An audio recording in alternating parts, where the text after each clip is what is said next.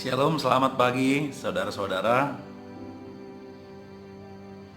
Kiranya kita tetap dalam keadaan sehat dan penuh sukacita dimanapun kita berada. Kiranya Tuhan menyertai kita. Saudara-saudara yang terkasih di dalam Tuhan, sebelum kita memulai aktivitas kita hari ini, mari kita sejenak mendengarkan firman Tuhan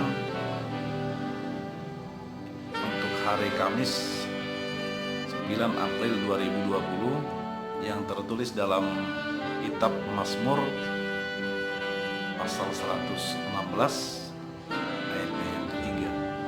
Mazmur 116 ayat 3, demikian firman Tuhan.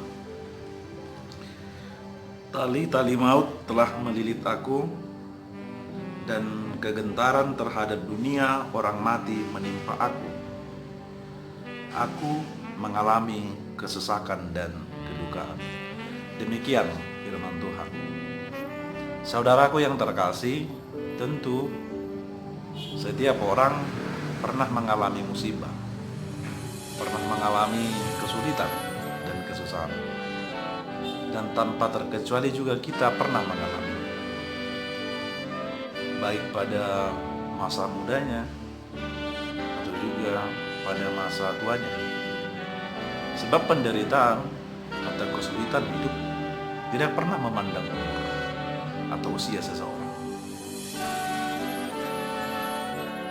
Penderitaan atau kesusahan itu barangkali pernah membuat kita merasa sangat tertekan, rasanya terhimpit, dan seolah-olah kita tidak bisa bergerak dan tidak berdaya untuk melepaskan diri kita dari persoalan yang menerpa kita. Namun salah satu musibah yang menurut manusia itu sangat mengerikan adalah kematian atau maut. Dalam perjanjian lama, kematian atau maut sering dikiaskan seperti rumah tahanan, di mana seseorang tahanan yang terpenjara, dia akan terbelenggu dan tidak bebas.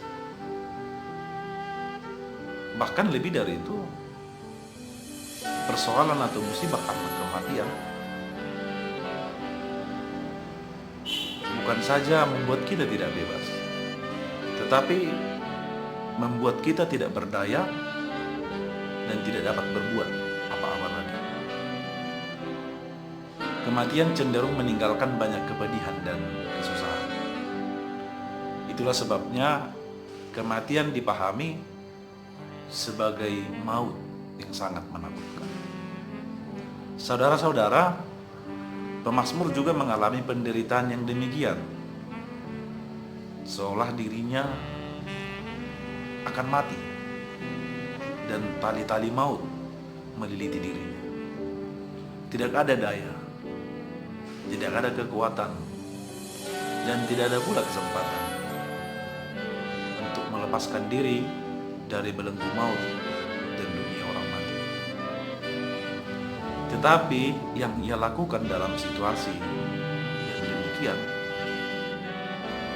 ia berseru, ia memanggil nama Tuhan agar Tuhan meluputkan dan menolong. Sebagaimana yang disaksikan oleh pemazmur di sini, ini mengingatkan kita kepada peristiwa Jumat Agung ketika Yesus disalibkan. Di kayu saliblah puncak pengorbanan dan penderitaan Tuhan kita Yesus Kristus. Bila kita ingat sampai Dia merintih, berseru, dan memanggil Bapanya, Allah kita, Eli, Eli, lama sabachthani. Seruan ini, jeritan ini adalah tanda begitu besarnya kepedihan, begitu besarnya penderitaan, dan melebihi penderitaan apapun, sampai-sampai Yesus merasa bahwa dia ditinggalkan oleh Bapaknya.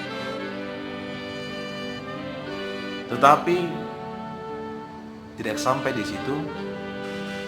Yesus bukan hanya menjerit, bukan hanya meraung kesakitan seolah dia ditinggalkan oleh Bapaknya, tetapi Yesus terus berjuang sampai ia menyerahkan dirinya kepada Bapa. Di kayu salib, di tengah penderitaannya, Yesus berseru dan berkata, "Ya Bapa, kepada tangan-Mu, ke dalam tangan-Mu lah kuserahkan nyawaku." Salah satu yang lebih utama serta lebih besar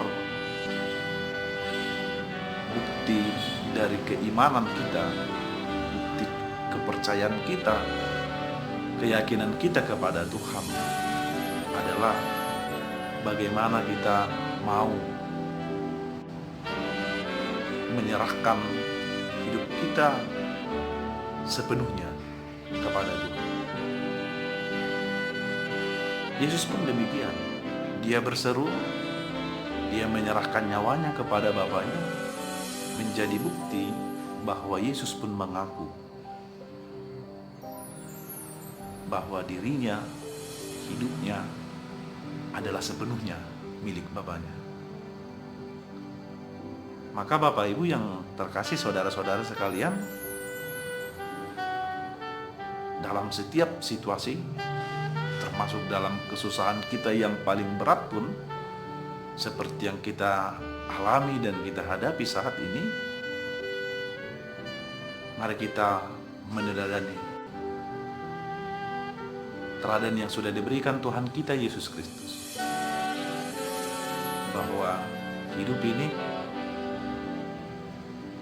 bukan milik kita, diri kita pun bukan milik kita, tetapi sungguh-sungguh milik Allah.